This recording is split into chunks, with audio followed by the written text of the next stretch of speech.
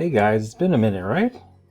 The last time I posted, it was probably about a year ago, but the questions still haven't stopped coming in. So I figured why not kick it off right again with the IM608 Pro Top 10 Questions of the Week. So these are real questions that I received from my existing clients and also clients who booked a consultation with me, and I'm just documenting how I help them so you guys can benefit from these case studies, okay? And if you're new, my name is Curtis Harden. I'm an independent Autel diagnostic consultant. What I do is I help shops by aligning them with the right diagnostic tool strategy, and I also help people who can't get the right support from their dealer or supplier. So if you're one of those people, go to auteltech.co.za and book the diagnostic tool consultation. All right, so let's jump right into it. Question number 1. How do I bench connect a 2004 Mustang PCM using SCP instead of CAN? Okay, so this is the email that I received, and basically he was trying to connect on a 2004 Mustang and he couldn't get communication. And keep in mind, guys, he's using the his laptop and the FJDS software because he wants to program the VIN. Okay, so before I dive into this, there's something that we need to know about this particular PCM. All right, because most people are assuming that it's a CAN issue. All right, but if we look closely, we'll understand it's not really CAN that we're dealing with here. Okay, so this particular PCM doesn't use CAN. All right, it's an older protocol called SCP, which stands for Standard Corporate Protocol. Now think of it as a communication language for used on, before CAN became its standard, right? And you can see here the CAN lives on pins 6 and 14, but SCP lives on pins 2 and 10. So if you're trying to talk to this PCM over CAN, it won't understand you, all right? So on the other hand, once you connect to pins 2 and 10, you're speaking its actual language and the module will respond immediately. Okay, so now that we understand it's not a CAN issue, let me break down exactly how the Ford SCP networks work and why it behaves differently. All right, so this is the SCP network and it stands for Pulse Width Modulation, okay, PWM. Now it's a 2-wire system that flips voltage between 0 and 5 in opposite phases. Okay, so that's how modules talk to each other. It runs about 4 kilobytes per second, which was really slow in today's standard, but at that time that was rock solid for them. Now Ford used this in the mid 90s, roughly early 2000s, before switching permanently to CAN. And the key takeaway to this, if you're diagnosing one of these older modules, you need to think of in terms of voltage toggling, not just CAN differentials pairs. So now that we understand why it wasn't communicating, I'm going to give you my process on when we're going to do bench programming. Okay, so the first thing I want to do is get the wiring diagram. Now the reason why I start with this is because it will tell me if it's a CAN, SCP, or ISO, and this can determine how I'll test it. Okay, and then next what I'll do is I'll go to the PCM pinout to find the exact pins for power, grounds, ignition, and network lines, like the SCP positive, SCP negative in this example. Okay, and then I'll cross-reference them. I'll see the wiring diagram with the pinout, and this confirms my understanding of what's preventing wrong assumptions, like thinking that it's CAN when it's actually an SCP. Okay, so now that he got everything connected, he showed me this image and he said that the PCM came up with this response, FEPS open circuit. So for me, this tells me that it's not really a network issue. It's something else, like waking the PC up into flash mode. All right, and when I looked at his power setup, you can see his voltage is at 18, which isn't typical, but you're going to see why he did that in just a second. Normally you want to have it like between 13.2, 13.8 volts when you're doing these type of simulations on the bench. Okay, now the real reason for this error, okay, for the PCM not to respond is because the FEPS, which stands for Flash EEPROM Programming, it's not receiving the required 18 volts. All right, it needs 18 volts for it to communicate. And unfortunately, our JVCI or any aftermarket VCI can't supply this 18 volt line, which is why the PCM stays silent during the programming. So pin 13 is the FPS signal line, but without the 18 volt boost, the circuit never activates, so you get no communication. So you can see this wasn't a wiring issue, wasn't a PCM fault or a diagnostic mistake. It was simply missing FEPS voltage. Okay, now the solution to this that I recommended him was to acquire the Ford VCM3. All right, and this is Ford's official interface for IDS and FDRS. And this will work with your legacy vehicles, current Ford vehicles. It can handle CAN, DOI, FlexRay. And what's unfortunate is they raised their price. It used to be, what, $50 for 72 hours. Now it's $120. Okay, so I'm just letting you guys know this is what you need to handle these older vehicles. It's good sometimes to just go straight to the source with the OEM. Okay, question number 2. I got a 2008 Mazda CX-7. I'm trying to program it, and I started with the Ford FJDS from motorcraftservice.com, and it wouldn't connect as I thought, since Ford and Mazda are pretty much the same. The ECU is refurbished and it already has the VIN on it, and now the security light is flashing and I can't get past the programming screen. I'm not sure what to do. What am I missing here? Do I need to do something before programming it? Okay, so first thing is first, you guys, when you're installing Ford and Mazda, they can't run on the same laptop. And the reason being is because they use the same Bosch MTS platform with different brand files. So when you install one, it overwrites the other drivers and registry data. And that's why one brand works and the other one stops. So if you service both of these manufacturers, I would highly recommend partitioning your hard drive, or just have maybe a dedicated laptop when you're doing this. Okay, so step number 1 is to look at the repair information. And the reason why you want to do this is because Mazda clearly says to perform the PCM configuration and immobilizer parameter reset. Okay, now if you skip this process, you're going to be chasing and thinking that there's something wrong with your programming software, but it's not. You need to do this thing first. Okay, so once you get into their software, and this is Mazda, it looks pretty much just like Ford. You're going to click the patch function. When you select the patch function, it's going to take you through the security access sequence. Okay, and typically with these Mazdas, I believe you need also 2 keys as well. So just it's the same system as Ford.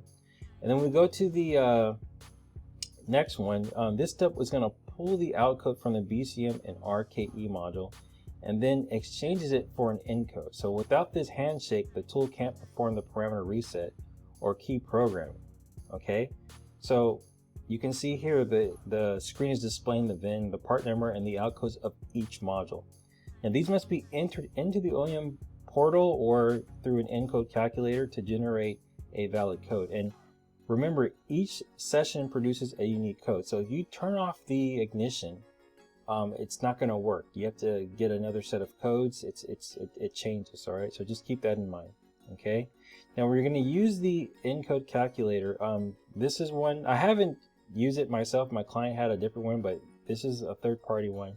It's called WebOctopus.nl, and this is one of the tools that you can use for Ford Mazda patch encode generation. So you enter in the outcode from the FJDS software or the Mazda software, and you're going to hit calculate, and it will give you the encode. You need to complete the programming.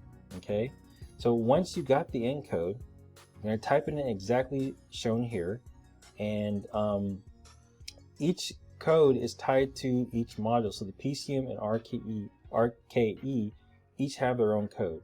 All right, so after you enter it, you'll be able to do the parameter reset and any key registration, and then the car will start, which it did. Okay, so I hope that process makes things clear for you guys. All right, question number 3, why won't my 2022 Mercedes GLE start after an accident? Okay, so this question comes after collision repairs when the vehicle cranks but won't start.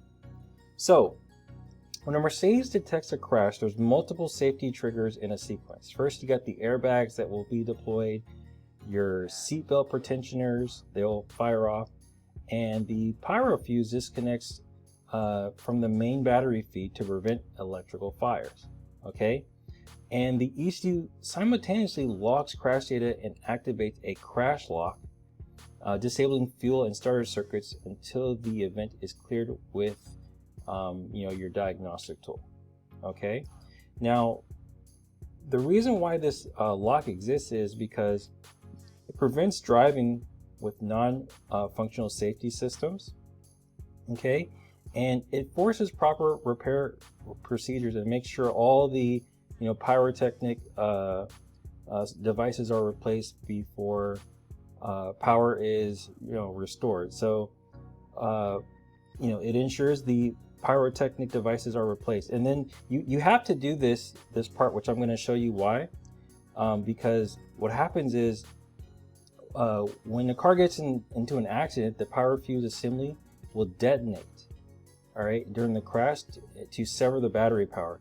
Now it's a one-time use explosive link, and once triggered, it permanently opens up the circuit.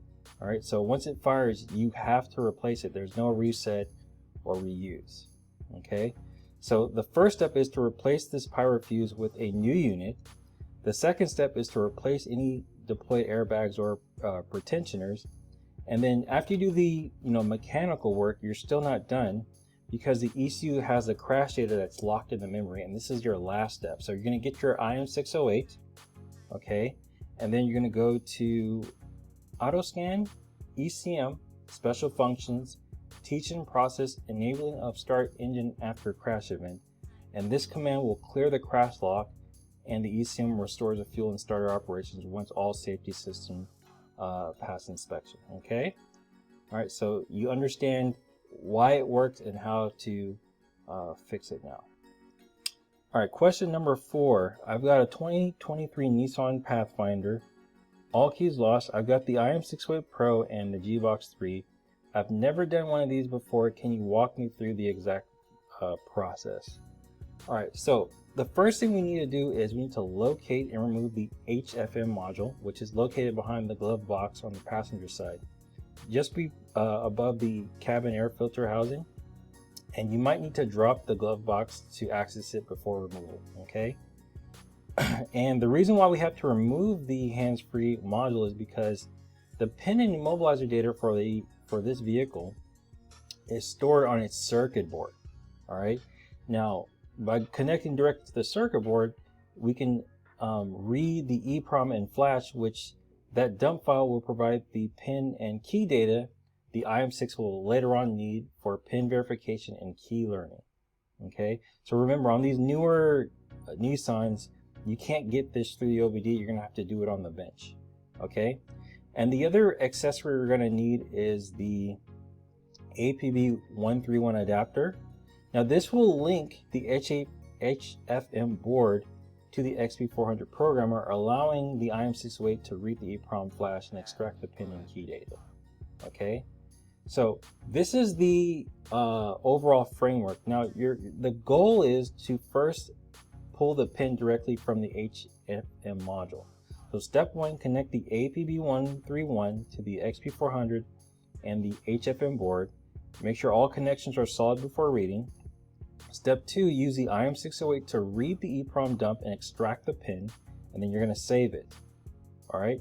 Step 3, reinstall the HFM module and reconnect all wiring back into the vehicle. And step 4, you're going to use the save pin data for in-vehicle immobilizer programming to finish the key learning. Okay, so this workflow shows you how to address these newer Nissans that you can't do through OBD, and by doing on the bench, you'll get a clean read and verified pin pretty much every time.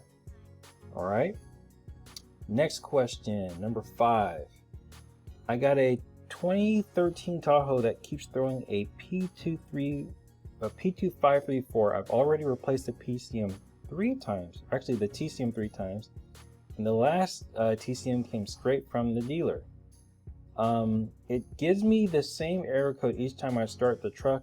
I've checked the connectors and grounds, but nothing seems to fix it. Okay, so this is a diagnostic issue, and I'm not great at these things, but this is what I did to resolve it. Okay, so first I looked at the error codes. All right, the P253 is basically stating that the ECM is actually monitoring the conditions that set the fault, and according to GM, this code is set when the ECM sees the ignition voltage drop below the spec more than 10 seconds. So this is telling me that it's a circuit level issue, not a module failure. And from here I can focus on maybe testing maybe the ignition, feed, relay, and related ground instead of just going chasing the TCM. Okay. The other code that he mentioned to me was this P0700. So it's not a direct fault, but it just means that the ECM got a message from the TCM saying that there's a transmission issue. So as I said, the P0700 by itself doesn't tell us what's wrong. It's just a red flag. All right. The real information is probably going to be inside the TCM. So the next step I'm going to do is actually look at any technical service bulletins. Okay. And this is what I found. This bulletin covers multiple models, including the Tahoe that we're working on, and points to like corrosion, poor terminal tension at the transmission under the hood, fuse block connectors as the root cause. And you can see here, GM specifically warns not to replace control modules until connector integrity and voltage feeds are verified. GM also mentions checking the TPA, and that's a small secondary lock that keeps the terminal seated. So if it's not fully latched, you'll lose contact and trigger the U code.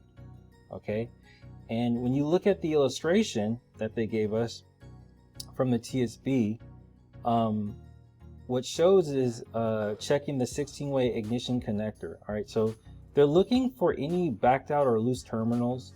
You can see how like fully seated pins are sit flush, while the backed out ones sit kind of shallow, like the one you see here. And the note about the ignition one is important because a loose terminal here can cause the intermittent low voltage and set the P2534. So this fix is simple, simply to repin and repair the terminal before reconnecting the harness. Okay, and on this one, this part of the TSB shows the round ignition connector. So you're just checking for that none of the pins are bent, corroded, or pushed back. Pay close attention to pins 1 and 2 as they handle ignition, power, and ground. And if either one of has a bad connection, it will set off that P2534. So use a small pick to ensure that each pin locks in tight. And if you see any corrosion or loose or a loose fit, just clean it, repin it before putting it back together. Okay. And then the last part is the connector lock verification. So this image is showing us how to verify the connector lock. The yellow secondary lock has to be fully seated, and the white tabs should line up with the slots in the housing. Now, if the lock isn't clipped in all the way, the terminals can back out and cause an intermittent ignition voltage drop, which will set off the P2534. So we're going to push the yellow ring until it clicks flush, and then make sure that the connector is fully engaged before reinstalling. Okay, and this actually TSB helped the client. He was able to get the car up and running. Okay, it's a very common issue with this year. All right, next one, ECU virginization on Mercedes. Okay, so this customer is asking the virginization process on Mercedes if it's the same for other modules like the TCM or BCU, and he wants to know if the same method will work to reprogram entire systems with used components, ECU, TCM, BCU, and the key shifter, etc. Okay, so he got this from a video that I published a while ago renewing a used ECU on a 2007 Mercedes and wanted to know if the same process applies for the other one. So to show this, this slide outlines the general framework for handling a used ECU. Now the process is split into two phases, the bench and the vehicle. So on the bench, we renew or virginize the donor ECU, write the VIN and the configuration data, and confirm communication. Now once that's done, we will move to the vehicle. We'll move to the vehicle phase, and install the ECU, and we're going to perform the drive authorization and validate that the module syncs and starts the engine.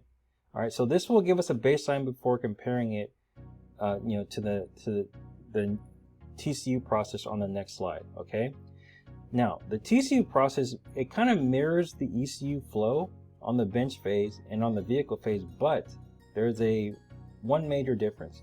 So after writing the VIN and the transmission data, the TCU requires coding step before activation. So that's where you'll input the configuration values and complete a coding write. Now, the ECU doesn't need that intermediate coding stage. It goes straight from the VIN write to activation. So the TCU adds one extra layer of setup before it can be personalized and activated in the vehicle. All right. And another one is the use EIS procedure. So the flow is the same in terms of bench and vehicle structure, but it adds two unique steps. That's a key password and retrieval and key registration.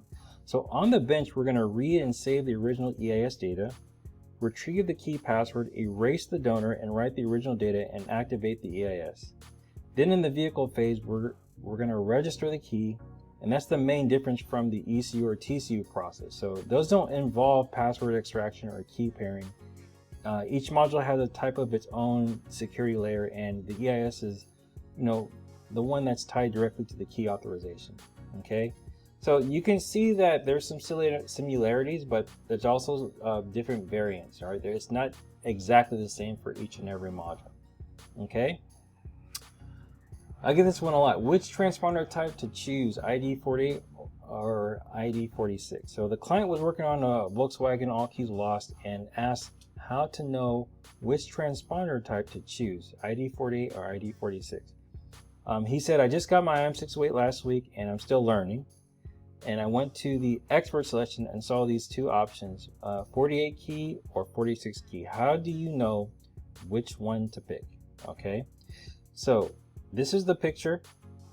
All right, you can kind of see it here. All right, you can see 48 key or 46 key. And the main difference is the ID48 transponder chip is used on the newer VW and Audi models, roughly maybe 2006 and up. All right, it runs on the CAN bus immobilizer system, and it uses a 128-bit encryption, which makes it more secure. Okay, the ID46 chip is older, found in like late 90s to mid 2000 cars, and it uses a K-line system with a 96-bit encryption, so it's more simple and less secure. So when you see the IM608 asking for 48 or 46, it's really asking which immobilizer generation the vehicle uses. All right, so rule of thumb, the ID48 will probably be used in your newer vehicles, and the 46 will probably be in your older ones. Okay, question number 8. EIS virginization failure on a W210 and a W208. Okay, so this is from one of my clients. Do you have a video instruction on how to virginize a W210 and 208 EIS? He used ChatGPT and he couldn't find the instructions, and he's going through the EIS tools but can't seem to figure out the right procedure.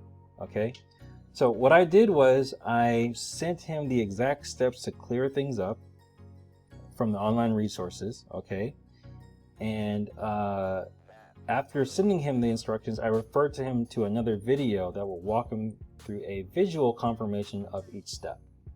Okay, so he went and did that, and the follow-up email said that he saved the EIS data, generated the key password successfully, then tried to clear the EIS. However, the IM608 returned with a message erasure of EIS not supported temporarily. Okay, so the unit he's working on, part number is 2085450180, was used in the W210 W28 models. All right, so what I did was I logged into his device, got the error, and then I did my data lodging, where I record the session and I send it to my engineer so he can confirm if it's a software issue, you know, or a hardware issue. And he basically told us flat out that the W202, 208, and 210, currently those three types are not supported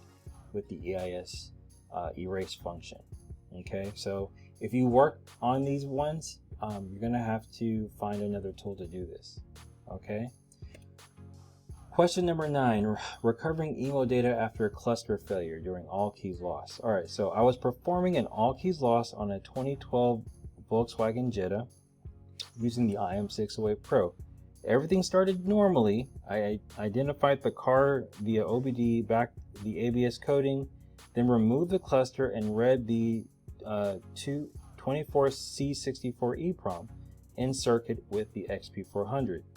The tool saved the data and wrote the service mode file without any errors.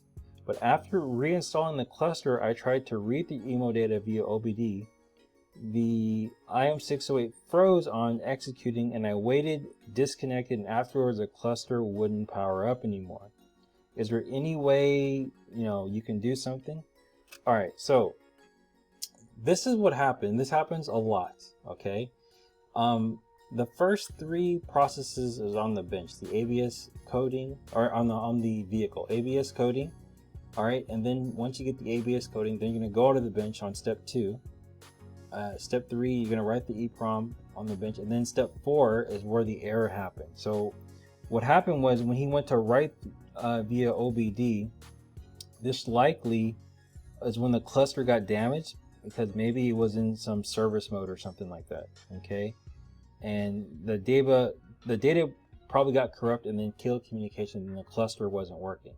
All right, so luckily I have this service where I can go into the tool, all right, and do the data lodging, all right, where I'll log in, and since he saved the data, I was able to have my engineer extract the CS code, okay, and then once we get the pin in CS code, you can use that to configure a donor cluster, okay, because when you're going to be doing a donor cluster, you're going to need the original pin in CS code from the original module, and you also need to get it from the donor module. So if you have those two, you can go ahead and use the donor cluster. And the function route would be go to expert mode, immobilizer, components, component replace, and then 4th generation replacement instrument.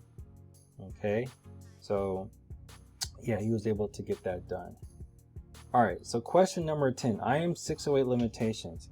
I currently have the IM608, and when I purchased the tool, it was able to do more keys for more vehicles. Okay, first Autel removed the Toyota software, and now they're removing Ford. I feel like I wasted my money buying this tool, and I feel that Autel should have these things sorted out before selling the tool. Any suggestions? Do you think the Autel will be able to sort this out with Ford? Okay, so I want to make things clear. This isn't one of my clients that I sold the tool with. All right, and I'm not trying to say that my clients don't have the same issue. They do, but they have a solution. Okay, because they have. I'm going to explain to you. Okay, so just bear with me. So, for those of you guys that don't know, if you're looking to purchase our tool, Toyota sent us, or Autel, a letter that they had to remove their all keys lost functions. Okay, and recently Ford also did the same thing. All right, so I understand it is frustrating, but this isn't Autel just doing this on purpose. Okay, there's a lot of legalities that are going on, and it's the manufacturer imposing these things on Autel. All right, so they have to comply. They have to play their game, unfortunately. And what I'm going to tell you guys, it's going to get worse. It's going to get worse. Like, I'm seeing this with, like, look at Chrysler. Remember Chrysler, they have their security gateway module. You know, we before we could just plug in there and scan these things, we can't. So it's gonna slowly get like this, you guys. So it's something that you have a choice, okay? And on this slide, every turning point that, you know, a tech hits when the industry changes, there's going to be what you see on the left, the react phase. So you're going to be blaming the tool, you know, waiting for updates and just staying on the same level. Okay, nothing improves because your mindset hasn't shifted. Now, when these things happen, like what I do, when I run into these situations, because you guys will remember, I have hundreds, you know, of clients, I get the same thing. Instead of saying I can't do it, I ask a different question. How can I do it? Okay, how can I do it? When you change the framework right there, you'll be able to see that there are solutions out there. Okay, like, you know, using your J2534 plus the OEM. If you have a locksmith license, you're able to still get the job done. Okay, even if you don't, like, I know ways to do it. There's other aftermarket scan tools that do it with no problem. All right, and you know, maybe if you're new, a lot of my locksmith clients, they have multiple tools. That's why they have backups. They know the how the game is played. You can't just use one weapon. Okay, and when you make these adaptive